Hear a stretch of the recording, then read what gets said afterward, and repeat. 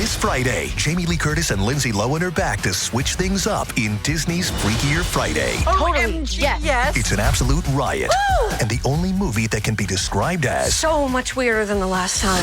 What last time? it's the frequel You ready? we've been waiting for. That absolutely slays. What deeply out of touch old person came up with that? You did. Wow. Don't miss the comedy event of the summer for all ages. Disney's Freakier Friday in theaters this Friday. Get tickets now. Rated PG. Parental guidance suggested. Pie in the Sky Media. This series contains adult language and descriptions of graphic violence throughout. Listener discretion is advised. The views and opinions expressed in this podcast are simply that. All are presumed innocent unless proven otherwise in a court of law. Imagine you're someone out there, who got away with murder 30 years ago.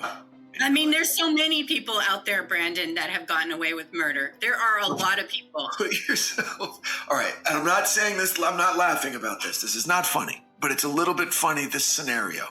Okay. So let's say me, I'll make it about myself. Let's say that in a drunken rage, fit of passion, I killed someone 30 years ago. Okay. And I got away with it. For Christmas this year, one of my kids gets me an ancestry DNA kit for Christmas. Dad, let's do this. What do I do?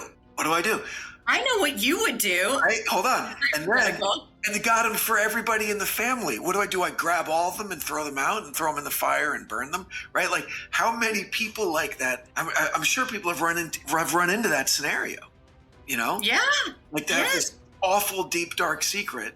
And like, hey, it's funny. Let's see, what percentage of us is Greek versus mommy's Italian, whatever, Like, no, we can't do that. Like, how often can you object to something like that with no good reason? I mean, for that's just the tip of the iceberg. Yeah. For me, in my like pretend world, imagine having to live with what you did and you can't even put it, how we can like stuff inside of us and just, okay, I'm never going to think about it again. I'm never going to speak about it again. I'm just going to stuff it inside and pretend like it never happened. Well, then all of a sudden, early 2000s, you get this news that like, wait a second, there's this new DNA technology. And, every cold case that comes on, the Golden State Killer and like, you see it. All of it. And you're like, oh my gosh, like this guy, this 84-year-old. Then you start thinking, was it a perfect crime? Did a hair fall out of my head? Do they have something? Right. That you're Raskolnikov from Crime and Punishment, and and you're slowly going insane. So you just heard my co-host Brandon Morgan and I in our bonus content, where we were recently discussing a 50-year-old cold case where, with the help of investigative genetic genealogy, led to an arrest of a suspect. And it was shortly after we recorded this bonus episode that Brandon sent me this TikTok video saying, basically, I told you so. Get ready with me while I tell you about how an Ancestry DNA kit is putting my grandma in prison. Welcome back to Criminal Mischief with Carolyn and Brandon. You're listening to episode 116, Family Secrets. It was a typical summer day in June of 1997. When a man driving a septic tank truck pulled into the Garnet Lake campground in the Hudson Township of Michigan. It was a small site, just 9 camping spaces for visitors to enjoy. In fact, the park had actually been closed for 2 years and was in the process of being reopened that summer. It was during a recent inspection that the cement block, which covered the lid of a septic tank behind the men's outhouse, had been removed, which was weird. Why would anyone want to pull the lid off of a septic tank? But beyond that, it was pretty clear it needed to be pumped, which is why the worker was there, and so he began pumping the waste out of the pit. During this process, he noticed what appeared to be a doll, but when he got closer, he was horrified. He couldn't believe what he was seeing. Human remains, but even more diabolical. There was a baby girl. The Mackinac County Sheriff's Office and Michigan State Police were called out to the secluded scene, a spot where if you weren't from the area, you wouldn't even know there was a public campground near the south end of Garnet Lake. An autopsy would be performed on the baby, and it was revealed that she was 38 to 40 weeks gestation. That was full term. Police at the time believed that the baby had been placed in the tank just a few weeks earlier, around June 1st. The umbilical cord was not attached, and it wasn't found inside the tank. A medical examiner had been unable to determine if the baby girl had been born alive or dead. And because of the state of the remains, it wasn't possible to identify the cause of death. But what was clear, the reaction from the town was visceral. Callousness doesn't even begin to describe the person who could dump a baby into a waste pit.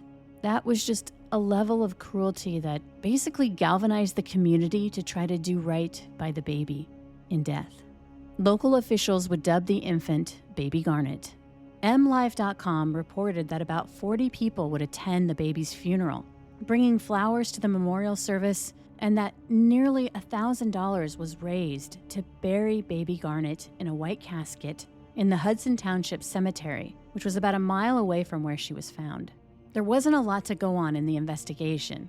A line of inquiry was to focus on local women. Police at the time believed the parents likely lived in the area.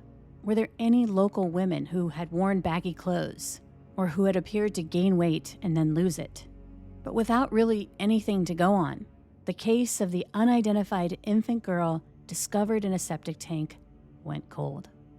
However, Baby Garnet was never forgotten about in the town or by investigators. In 2017, investigators from the Mackinac County Sheriff's Office and Michigan State Police would take a fresh look at the Baby Garnet case, which included using investigative genetic genealogy to try to pinpoint the birth mother. And that effort would pay off. In July of 2022, Michigan investigators traveled to Wyoming, where they interviewed a woman who would confirm that she was the mother of Baby Garnet. And according to a press release, she gave investigators information that, quote, provided probable cause to arrest her on the charge of homicide, open murder. This was according to Mackinac County Sheriff Edward Wilk. At the time, the woman was not identified by authorities. The press release ended, basically saying that Baby Garnet's birth mother had been arrested and was waiting to be extradited back to Michigan. However, recently, in November of 2024, a woman named Jenna Rose published a TikTok video, which immediately went viral. Get ready with me while I tell you about how an Ancestry DNA kit is putting my grandma in prison. In the intro, Jenna explains that this is her first time making a video. I've already tried to record this a couple times, and I keep stumbling over my words. This video might take a few minutes to get through because it is quite a long story, and I don't want to split it up into separate fucking parts like everybody does. So just bear with me. But she quickly got into the details. I've never met my grandmother. I didn't even know her name until I was like 14 or 15 years old. And for reasons that are not my business to tell, when my mother's ready to tell that story, then that's on her. But I've never met my grandmother. So just keep that in mind. The other little part of the backstory that I feel like people should know is that this case was very popular in the town that I grew up in because it was so fucked up. It was the Baby Garnet case, and I know a lot of people are curious. I know a lot of people have a lot of questions about what the fuck happened, especially in my hometown. In this video, Jenna describes how it all started with curiosity. Go back about 2 years ago. I watched my best friend get an Ancestry DNA kit for Christmas, and I thought it was dope. I was like, I need one of those. I want to see all the cool shit that she's seeing right now, so I bought one. It's literally you spit in a fucking tube, you swab your mouth, you send it in, and they give you your ancestry results. It's actually really fucking cool. After sending her DNA to the lab, she had no idea she was in for a big surprise. So then about a year later, I'm at work, and I get a phone call, and it's a fucking detective from the Michigan State Police out of St. Ignace. And I was like, excuse me. I was like, what the fuck did I do? So I start freaking out. I was like, okay, I'm either about to really go to jail or somebody's dead. So I start freaking out. And he was like, I just want to let you know that I reopened a cold case from like 25 years ago. And he was like, and your DNA is a direct match to the victim of this case. And I was like, oh, cool. I was like, what case? And he was like, you've heard of the Baby Garnet case, right? And I was like, I was like, you're joking, right? And he was like, no. He was like, I know that it's shocking. He was like, and I know that it's, you know, a weekday at like 12 o'clock in the afternoon. And I kind of just sprung this on you. He was like, but we've been investigating and your DNA matches. It was then that the detective asked if Jenna would be willing to upload her DNA into a larger database. He proceeds to tell me that he wants to connect me with this lady from Chicago. He said that she like runs this worldwide database and he wants me to talk to her so she can upload my DNA into this worldwide database to like broaden the search, I guess. So I okayed it, and he told me that he would give her my number and she'd call me after I got off work. But this is where it gets a little odd. After Jenna got home from work, she explained to her mom about the detective looking into the Baby Garnet case, how he had put her in touch with a genetic genealogist who, with her consent, would then upload her profile into a larger database. And I'm telling my mom about this call. I was like, listen, like, this is fucked up. Like, listen to this. And she was like, I wouldn't, like, listen to that. She was like, Papa just got a phone call saying that Uncle Marcus is dead and that they needed, like, his social security number or something like that to confirm that it was, like, he was his father. And he was not dead. Like, it was a fucking scam, but freaked my grandpa out. And so my mom was like, don't, like, it could be a scam, you know? Jenna became even more suspicious when the woman called and asked for her password. I'm on the phone with her, and she's like, I just need, like, your permission. And I was like, you have my permission, girl. I was like, whatever you need me to do, like, I'll do it. And she was like, okay, I need your password. And I was like, who the fuck's gonna ask me for my password that's not a scammer, you know? And so I hung up the fucking phone.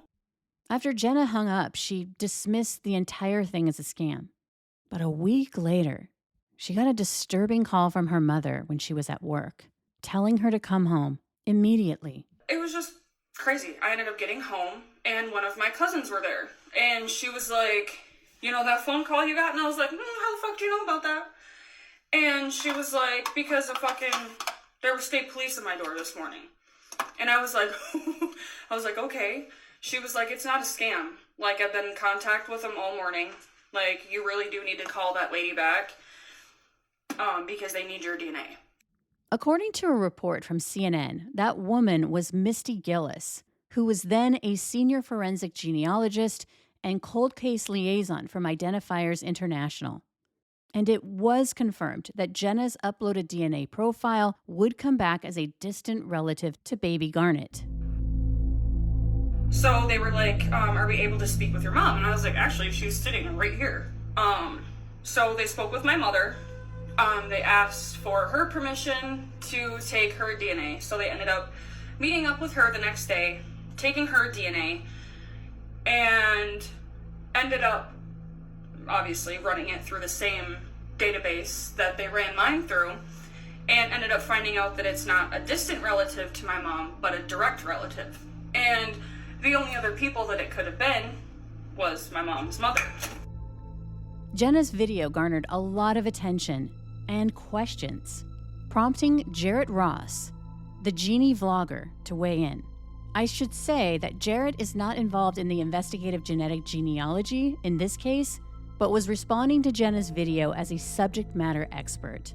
Hello everybody, I am Jarrett Ross, the Genie Vlogger, and welcome back to another Professional Genealogist Reacts. On today's video, I'll be reacting to some TikTok videos about a recent investigative genetic genealogy case that apparently has gone viral because of these TikTok videos. Now, the original creator who this is about is named Jenna Rose. An overwhelming amount of comments regarding Jenna's TikTok video was how law enforcement was able to have access to Jenna's profile to begin with if she uploaded it to Ancestry.com. So she said she tested an Ancestry DNA. Ancestry DNA does not allow law enforcement access to their database. So you can't get into Ancestry's database as law enforcement. You can only do it by subpoena or warrant. And Ancestry actually has a transparency page where they show every single subpoena and warrant that has been issued to them, as well as what happened with it, because they fight every single one. And I think that they've never had any actually where they've had to fulfill it. How did law enforcement have access to her profile on Ancestry? It sounds like they could have found connections to Jenna through other law enforcement sanctioned databases. However, more testing would be needed to find baby Garnett's birth mother. So with her being an Ancestry DNA, they're not going to be able to utilize her DNA for the case. They need to get her in one of the available databases for law enforcement, which is either GEDmatch or Family Tree DNA. Jarrett shares some insights into the potential miscommunication between the genetic genealogist who Jenna had claimed asked for her password. So they've probably set it up so that she can call the genealogist, get the raw DNA to the genealogist, and then the genealogist uploads it. But what's weird is that it doesn't make sense that the genealogist would ask for the password. They could use that as a way to try to download the raw data themselves and then upload it. But with Ancestry DNA, you can actually manage who views and can download the raw DNA. Now to do that, you have to set them as what's called a manager of the profile. But that's not anything about giving a password. So I don't know if that is exactly what they did of asking for the password to do it. Maybe it was more of the manager thing and kind of felt the same way, but that was a little odd. But one other thing I want to mention with that is that when I was working in investigative genetic genealogy, I rarely ever spoke to any of the DNA matches. And if I ever did, it usually was after a good amount of contact between that person and law enforcement. But most of the time, we would try to make sure everything we did in terms of correspondence with them was directly through law enforcement. We didn't want to do it because if we did something to scare them like this, then that could hinder the investigation. If she's the person that we could get DNA tested that might break open the case to finally tell us, well, we don't want to scare her away. And so that's the other thing about this that was kind of like, oh, wow, that's kind of surprising that they would have her call this, genealogist right after only talking to law enforcement once. This episode is sponsored by Manscaped. Valentine's Day is coming up. And if your man is looking a little more lost in the woods than leading man material in your love story, we need to talk about Manscaped and the Handyman. The Handyman is a sleek, powerful, compact face shaver that helps guys ditch that scruff. Because the Handyman is engineered with a unique dual blade system, which features both a standard foil shaver and a long hair trimming blade to handle up to 3 days of facial hair. And my husband loves the Handyman's skin-safe technology, which helps reduce those nicks and cuts. So no more battle wounds treated with little pieces of toilet paper, just a perfect, beautifully clean shave. So the countdown to Valentine's Day is ticking down, and whether your guy is a grooming newbie or a seasoned pro, the Handyman in the special edition Rocket Man colorway is the perfect upgrade to his grooming regimen. And they have a 30-day money-back guarantee, so you can try it risk-free. Give him the gift of grooming this Valentine's Day. Get 20% off plus free shipping with the code MISCHIEF at manscaped.com. That's 20% off plus free shipping with the code MISCHIEF, MISCHIEF at manscaped.com. So we now know that because of investigative genetic genealogy, Jenna was identified as the granddaughter of Nancy Gerwatowski, baby Garnett's biological mother. There is no disputing this. Ultimately, Nancy would be charged with 1 count each of open murder, involuntary manslaughter, and concealing the death of an individual. The Michigan Attorney General's office alleges that Nancy, quote, delivered the newborn alone at her home, during which baby Garnett died due to asphyxiation, and that this death could have been prevented by medical intervention, which Nancy Gerwatowski did not seek. But, according to court documents, Nancy's defense has argued that she unexpectedly gave birth while in the bathtub and that the fetus, quote, became trapped inside her birth canal. She attempted to pull the fetus out of her own body, according to court records, but couldn't deliver the fetus and lost consciousness at some point in the delivery. When she was finally able to deliver the fetus, it was dead. And as far as calling for help, Nancy's defense says she didn't have access to a landline or cell phone to call 911. Nancy admits that she placed the stillborn fetus in a bag and brought her to the campground on the way to her mother's house, and that during this time she was in shock after the traumatic birth. The defense's position is that this case against Nancy should be dropped because the state cannot prove that the baby was born alive. According to Court TV, in a recent court hearing, the defense argued that Nancy's statements during a police interrogation should be excluded because she was denied her right to counsel. This is something the state disputes. If the court does allow her statements to be a part of the trial, Nancy's lawyers are asking that her comments about considering an abortion and not seeking out prenatal care to be excluded. Meantime, the state argues that the comments are relevant to possible motive. An open murder conviction potentially carries a life sentence, and we will definitely keep you posted on this case. Now, before I let you go, I reached out to Jarrett for his thoughts on a bit of unfinished business we have here on Criminal Mischief, particularly the bonus content. Here, in a previous bonus episode, my co-host, Brandon Morgan, sort of gave me a hard time about my interview with retired criminalist Paul Holes, who helped identify the Golden State Killer by working with pioneering investigative genetic genealogist Dr. Colleen Fitzpatrick to solve this high-profile cold case in 2018. So let's get into this interview. Nice job, by the way. But I've got some problems with Paul Holes. What? Yeah, I do. What? I do. What? And and you were all gaga and just kind of letting him say some shit that you shouldn't have. Okay. Because Gaga? you were very gaga. You were very like, oh, whatever you say is perfect and great. And I love every word you've ever said in your book is great. I love everything. Right. Okay. I always support people that I think are doing. You lost a little bit of your edge with this, okay? Because normally you would have pushed back on a few things, and I'm going to hold you to it.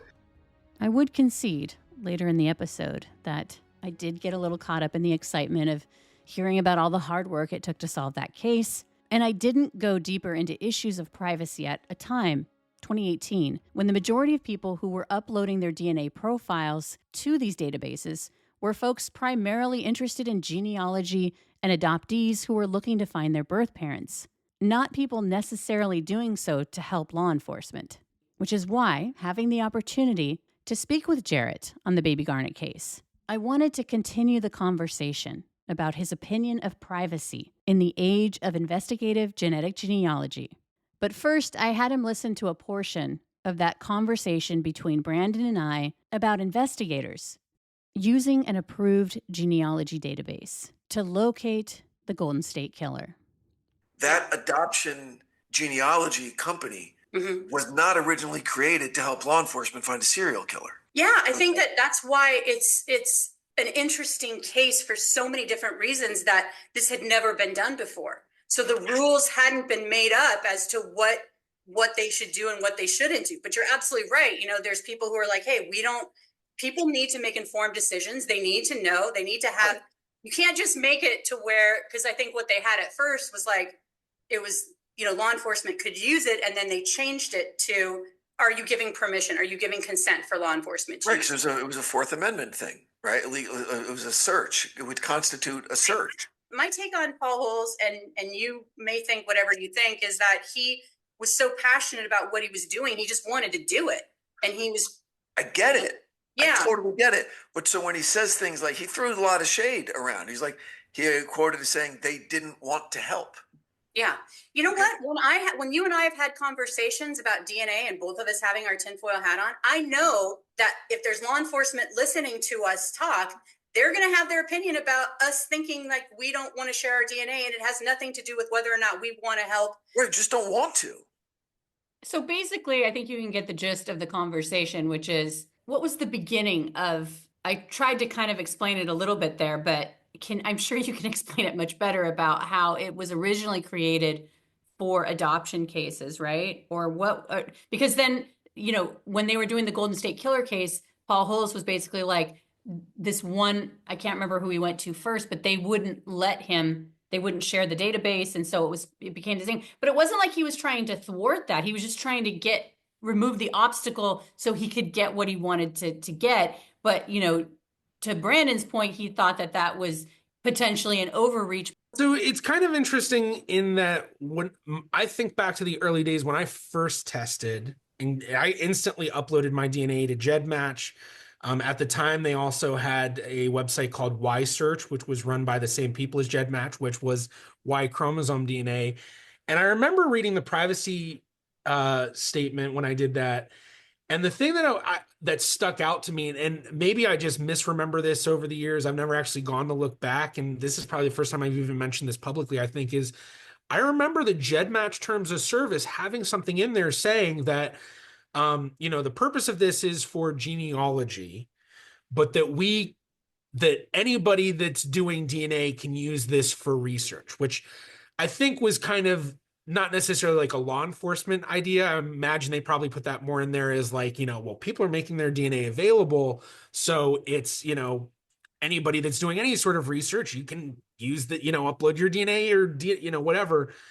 And then I don't remember the exact wording, but I remember that after the Golden State Killer case happened, they changed their terms of service. After it was announced, I think they changed their terms of service. And then after that, it became like they changed it multiple times. But I remember the first time they changed their terms of service thinking, that's so odd they changed their terms of service because it was worded so perfectly before in the sense that, as far as I knew, GEDmatch was on board with them using it for law enforcement. And if the privacy statement, as I remember it, was true, was that it said, the purpose is genealogy, but anybody can use it. That's kind of how I've felt about it the entire time, is that, it's accessible to anybody that has a DNA profile. And I know that, the newest website that is technically allowable for law enforcement to use, I don't think they've set it up quite yet for that, but it's a site called MitoY. And it's a site specifically for mitochondrial DNA and Y DNA. And in their terms of service, they basically have like anybody can use this for any reason.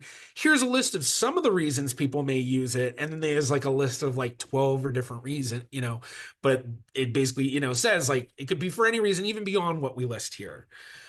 So I can certainly understand the point, and I feel like a lot of people within the genealogy community felt this way in that, we're not putting our DNA on here for law enforcement to use it. We're putting our DNA on here to find our relatives. So not quite adoptee research specifically, I don't know what website he was talking about with the name adoptee in it. Maybe it was like a specific search group that. No, he was just talking.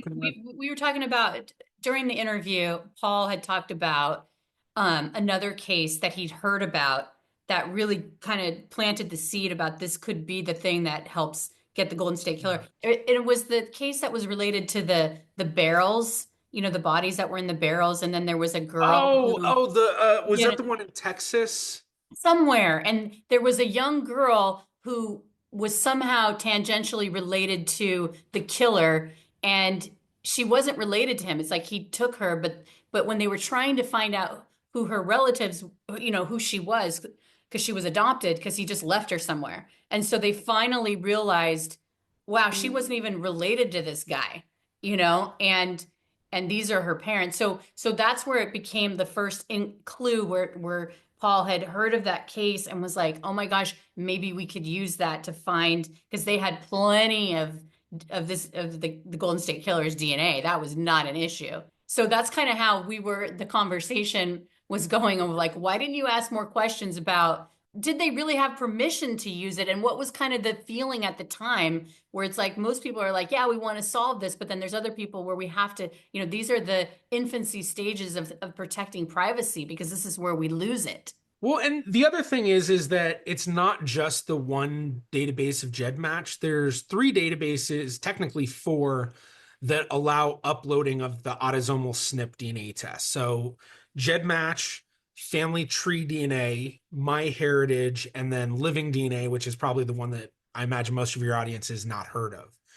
And all of those allow uploads. And so I don't know if all of them were utilized, but I'm pretty sure that MyHeritage and Family Tree DNA had law enforcement uploading to them before kind of everything became announced. And Family Tree DNA now allows that still. So the two main databases for IgG are Family Tree DNA and GEDmatch.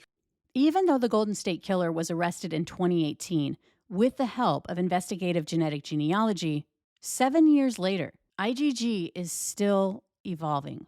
With investigative genetic genealogy, instead of it being the adoptee, it's a law enforcement agency we want to leave that up to. We want to leave the investigation to them. We're going to do the genealogy side.